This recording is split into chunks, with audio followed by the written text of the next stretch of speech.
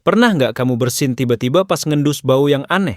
Nah, bersin itu sebenarnya mekanisme pertahanan tubuh loh.